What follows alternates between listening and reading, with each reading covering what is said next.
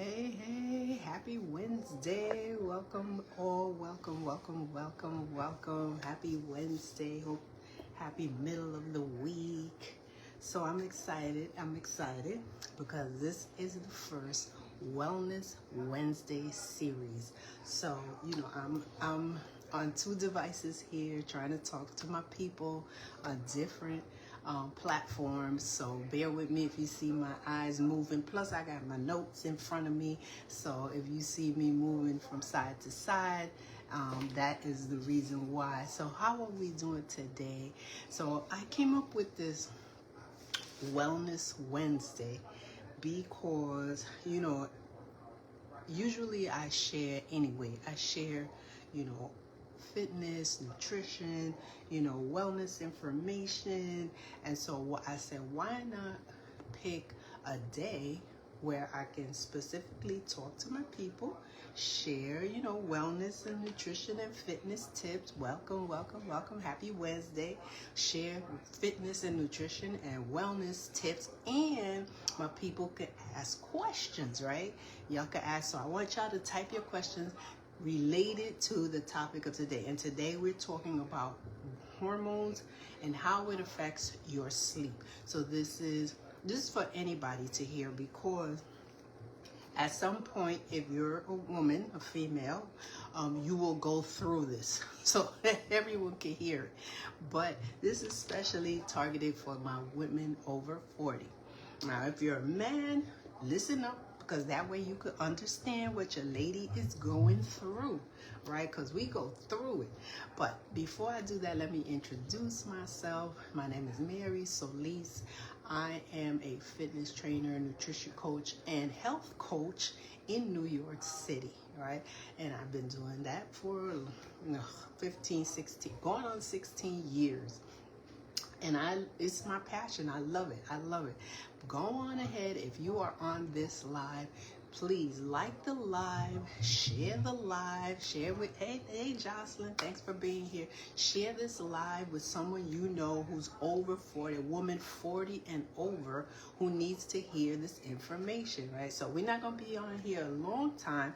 I just want to share a couple of things with you guys regarding how your hormones affects your sleep and how that translates into maybe you're having trouble with weight loss. So you might be the woman who is doing everything right. Like you are eating right, you are exercising, and you're drinking your water, and yet you don't see anything budging, right? Like the scale is not moving.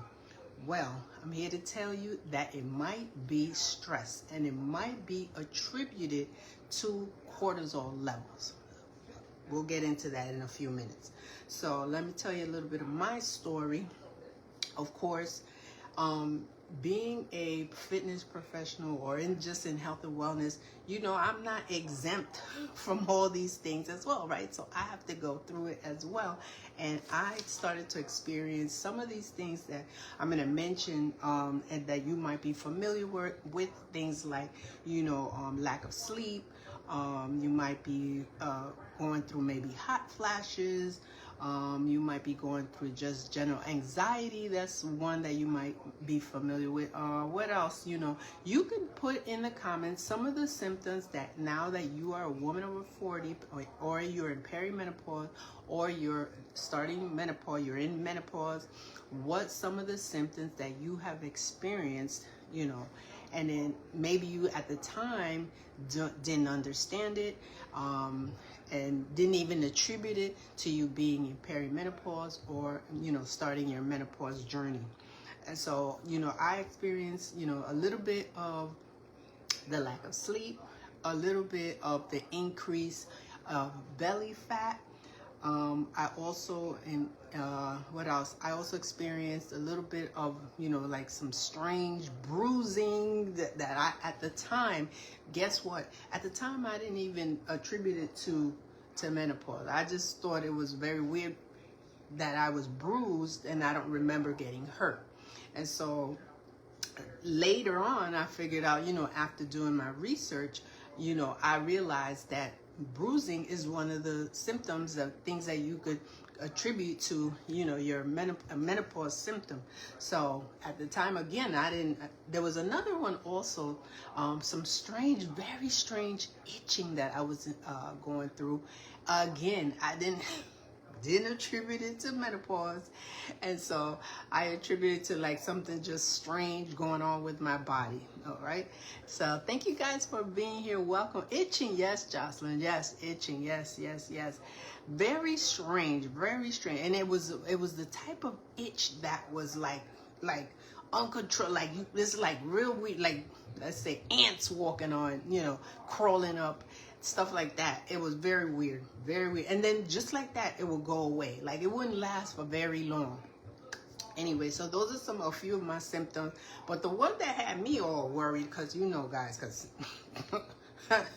when you're in fitness, your body is everything, right? And so the one that was concerning me was the belly fat. That's what was concerning me, because the fact that, my menses ended, my period ended, I was too happy about that, because I've always had very, very, very painful periods.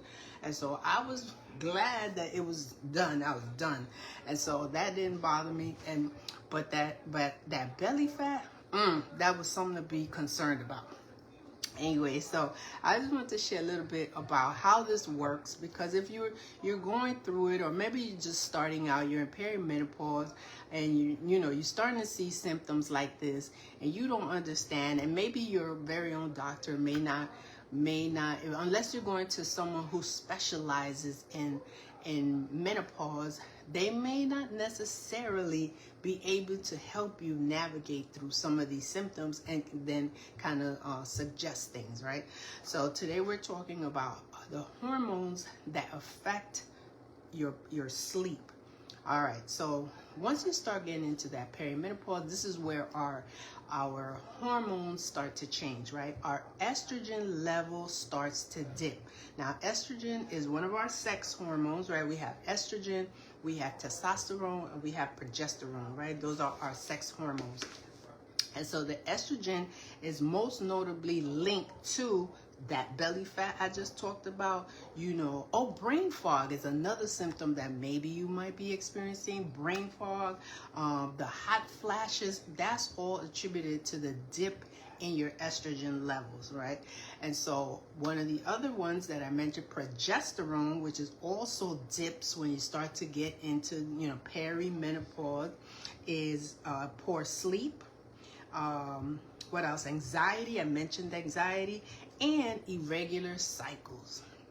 And then testosterone is linked to muscle loss, it's linked to low libido, and it's linked to low energy. All right, so these are some of the things that you might be experiencing. Now, all of this together, right? Because this all works together. This all works synergistically. You start to see that belly fat going on. You start to worry about, oh my God, I got to diet, I got to do this, and then the things that you used to do, the things that you used to, the food that you used to eat, maybe the workout you used to do, that's no longer gonna work. And so you have to pivot. You really got to do your research, because if you're trying to, go back to your yesteryears, when you were in your 20s and 30s, where you no eating, or you go on a diet or water fast, or you let me just eat salads for the day, that's not going to work in your 40s. That is certainly not going to work. That might have worked when you were younger, but it's certainly not going to work now. And so you have to be very strategic. You have to do your research, right? Because these hormones, the estrogen, the progesterone, and the testosterone, all affect your insulin levels, right? Especially estrogen, right? Because now during this time, you might find that you are more insulin resistant, right? And so that means that your body is storing more sugar, right? Glucose. If you are pre-diabetic or diabetic, these words might be familiar to you, like your glucose levels. And so if you are insulin resistant, you are probably storing more fat and not burning burning your food or burning the carbohydrates and using it as energy. Go on, folks, and share this out if you are on here. And please comment if you are tracking with what I'm saying, if you are relating to what I'm saying. You could drop in the comments any other symptoms that I didn't mention, and drop it in the comments. Again, like I said, I'm going to try to come on every Wednesday. It's every other Wednesday. Not every Wednesday, but every other Wednesday with a new topic. So you could also drop any topic that you'd like me to touch on for our over 40 ladies. Anything that we could even talk about, that low libido, that could be a topic as well. So anyway, so another one of the hormones that you might be familiar with is cortisol. Right? And cortisol is our stress hormone. Now, that is the hormone that also is going to disrupt your sleep. And once you are disrupting your sleep, right, because your cortisol level is raising, and stress could be anything. Stress could come from stress from just family, right? Maybe you're a mom and you have, children that you're still raising. And so there's school, you have to balance work life and home life. And then maybe you have a partner, you have to balance that. All of that can be stressful, right? Another stressor could be work. People are stressed by their work. People are unhappy where they are, or, and so that also could be causing you some stress. Another stress is lack of sleep. Did you know that lack of sleep can also raise your cortisol level? And cortisol, again, is our stress hormone and closely linked to that belly fat. All right. So something that you can do now, right? And if you're not doing, this would be a great time to really look into it, is to start to check your nutrients, right? Because protein, which I always talk about, protein is the most important nutrient. They're all important, but protein, this stage of life, is going to become your friend, right? And so if you want to preserve, for instance, some of your muscle that's now diminishing because you are in that stage of life, because we start to lose about 1% of our muscle starting from age 30, and then every 10 years, and then once you reach menopause, you're losing rapidly muscle mass.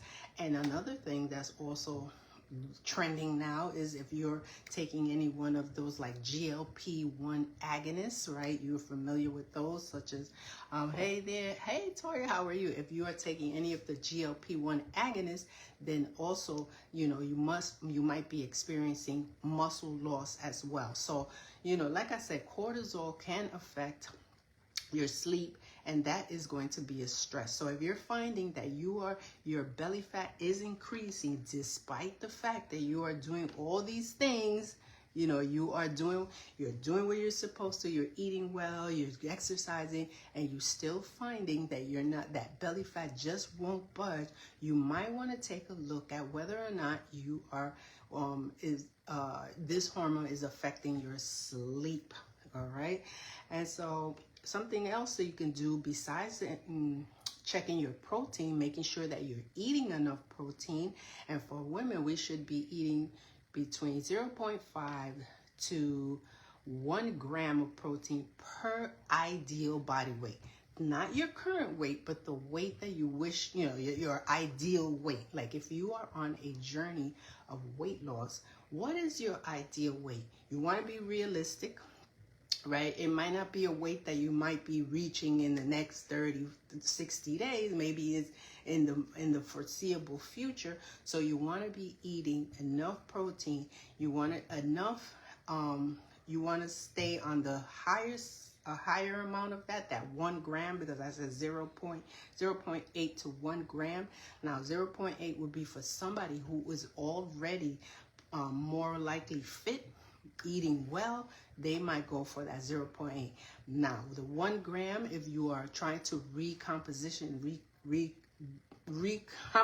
your body, then you might want to stay close to that 1 gram per ideal of body weight. All right, so again, drop down in the comments exactly what, if any of these symptoms, any of these things are familiar to you. And you could also let me know what are you doing about it. Is there something that you're doing or something that you might want to share with the audience that might be working for you? All right, and then we talked about also about that testosterone, that which also is linked to low energy and that low libido. And so something you could do right now for that as well, if you're feeling tired, if you're feeling stressed, is start to exercise. Some people might think, well, if I'm tired and I'm stressed, I don't have any energy, why would I want to exercise? Because that is the mentality of some. I don't have the energy. I don't have the energy to work out. But you will be surprised that once you begin to incorporate regular exercise into your life, you will start to gain back your energy. And that's one of the things that I hear a lot of women talking about. I don't have the energy. Again, another symptom also, if you are in perimenopause or menopause, is low energy. So, exercise is going to give you great benefits. You can get back that energy. And I always suggest, don't go all in right from the beginning. If you are coming back from not working out or exercising, you've been sedentary for 10 years or more.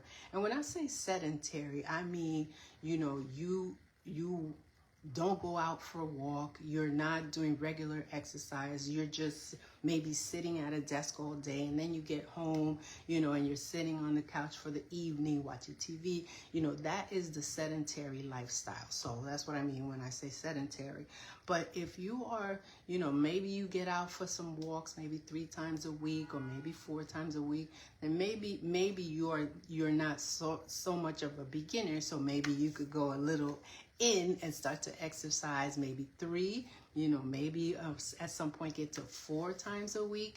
And I always suggest, when you're coming back from a long time, maybe you start out with that walking, maybe you start, maybe with some body weight exercises, but eventually you graduate into that, strength training where you're picking up the weights. All right. Thank you, guys. Thank you for being here. I appreciate you. Remember, we're going to be doing this Wellness Wednesday with different topics every Wednesday, and I'm planning to bring some guests. All right. So if you are somebody also that, maybe you have a testimonial, maybe you have something to share, you can always hit me up and we can have you on as a guest. But I really want to bring on people who, who can share some of their stories, talk about what our topic, whatever the topic is for that day, talk about that and, have a good time. All right. So it's more fun when there's more people, right? And so we could even bring up 2 people. I know that on IG, you can bring up more than 1 person. And so it could be a conversation. So I look forward to doing that. Again, we're going to do that every other Wednesday. All right. So I want to share with you something that you could start tonight, something you could do tonight. And by the way, I recommend that you also check your hormone levels. So when you go to your GYN, depending on, of course, whether or not, your insurance will pay for it, or, ask for your hormone levels, right? We're looking for our estrogen, we're looking for our progesterone, we're looking for testosterone and even cortisol, right? So ask and get your hormone levels. It's always good to know exactly where you are, where your hormones, that way you can find ways to balance and maybe kind of eliminate some of these symptoms that we've talked about. All right. So here are a couple of things that you could start doing tonight that can help you with your hormone levels and your sleep, right? Because that's what we're talking about, how your hormone levels affect your sleep and how that affects your belly fat or your weight loss efforts. First of all, here's one thing you can start to do tonight, right? And this is to create a sleeping habit, right? Are you one of those that, when you're sleepy, you just go throw yourself in bed and that's it, good night? Great, but we're not all like that. I know I'm not like that. I have to have a routine. So start with a routine. That means that maybe, you set an alarm in on your phone to let you know, all right, it's time to wind down.